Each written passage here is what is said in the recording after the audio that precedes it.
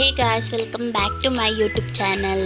ಇವತ್ತು ನಾನು ಎಗ್ ರೈಸ್ನ ಮಾಡಿದ್ದೀನಿ. ಬರೀ ನಿಮ್ಮ ಹತ್ರ 10 ನಿಮಿಷ ಟೈಮ್ ಇದ್ದರೆ ಈ ಒಂದು ರುಚಿಕರವಾದ ಎಗ್ ರೈಸ್ನ ಮಾಡ್ಕೊಬೋದು. ಬ್ಯಾಚುಲರ್ಸ್ ಸಹ ಈಸಿಯಾಗಿ ಮಾಡ್ಕೊಬೋದು. ಈ ಒಂದು ರೆಸಿಪಿನ ತುಂಬಾ ಟೇಸ್ಟಿಯಾಗಿರುತ್ತೆ. ಹಾಗೆ ಯಾರೆಲ್ಲ ನಮ್ಮ ಚಾನಲ್ನ ಹೊಸದಾಗಿ ನೋಡ್ತಿದ್ರು ಪ್ಲೀಸ್ ಸಬ್ಸ್ಕ್ರೈಬ್ ಮಾಡ್ಕೊಂಡು ಬೆಲ್ ಐಕನ್ನ ಕ್ಲಿಕ್ ಮಾಡಿ. ಈಗ ಹೇಗೆ ಮಾಡೋದು ನೋಡೋಣ ಬನ್ನಿ. ಈಗ ಒಂದು ಪ್ಯಾನ್ನ ಹಿಡಿ, ಅದಕ್ಕೆ 3 ಟೇಬಲ್ ಸ್ಪೂನ್ ಆಯಿಲ್, ಎಣ್ಣೆ ಚೆನ್ನಾಗಿ ಕಾದಿದ ನಂತರ 1/4 ಟೀ ಸ್ಪೂನ್ ಸಾಸಿವೆ, 5ರಿಂದ 6 ಕರಿಬೇವಿನ ಸೊಪ್ಪು, ಹಾಗೆ ಸಣ್ಣದಾಗಿ ಹಚ್ಚಿಟ್ಕೊಂಡಿರುವಂಥ ಒಂದು ಹಸಿಮೆಣಸಿನ್ಕಾಯಿನ ಹಾಕೊಳ್ಳಿ. ಈಗ ಇವೆರಡು ಫ್ರೈ ಆದಮೇಲೆ 2 ಮೀಡಿಯಮ್ ಸೈಜ್ ಈರುಳ್ಳಿನ ಹಾಕೊಳ್ಳಿ. ಇದನ್ನು ಸಹ ಚೆನ್ನಾಗಿ ಫ್ರೈ ಮಾಡ್ಕೊಳ್ಳಿ.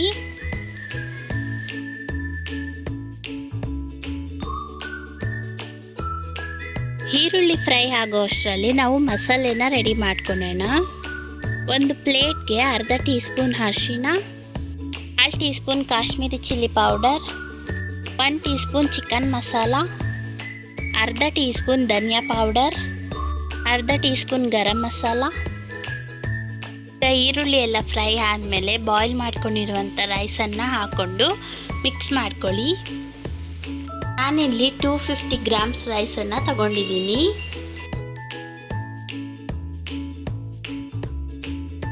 ಈಗ ಇದಕ್ಕೆ ನಾವು ಮಾಡಿಟ್ಕೊಂಡಿರುವಂಥ ಮಸಾಲೆ ಹಾಗೂ ರುಚಿಗೆ ತಕ್ಕಷ್ಟು ಉಪ್ಪನ್ನು ಹಾಕ್ಕೊಂಡು ಮಿಕ್ಸ್ ಮಾಡ್ಕೊಳ್ಳಿ.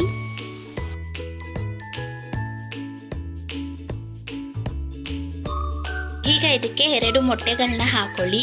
ನಾವು ರೈಸ್ ಹಾಕಿದ್ಮೇಲೆ ಮೊಟ್ಟೆಗಳು ಹಾಕೋದ್ರಿಂದ ಡಿಫ್ರೆಂಟ್ ಟೇಸ್ಟ್ ಅನ್ನೋದು ಕೊಡುತ್ತೆ. ತುಂಬಾ ರುಚಿಯಾಗಿರುತ್ತೆ, ಎಲ್ಲರೂ ಇಷ್ಟಪಟ್ಟು ತಿಂತಾರೆ. ಈಗ ಇದನ್ನು ಸಣ್ಣ ಹುರಿಯಲ್ಲೇ ಫ್ರೈ ಮಾಡ್ಕೊಳ್ಳಿ.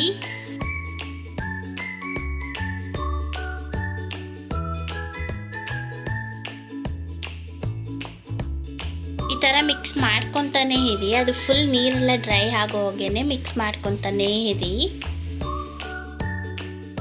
ಈ ಥರ ಮಾಡೋದ್ರಿಂದ ಮಕ್ಕಳು ಸಹ ಹೊಟ್ಟೆ ತುಂಬ ತಿಂತಾರೆ.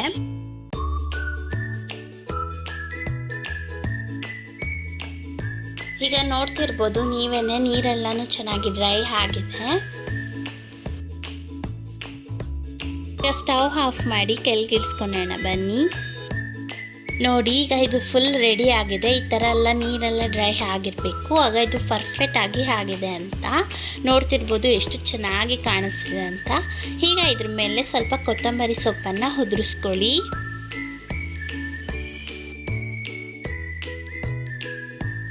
ಈಗ ಇದನ್ನು ಸರ್ವ್ ಮಾಡ್ಕೊಳ್ಳೋಣ ಬನ್ನಿ.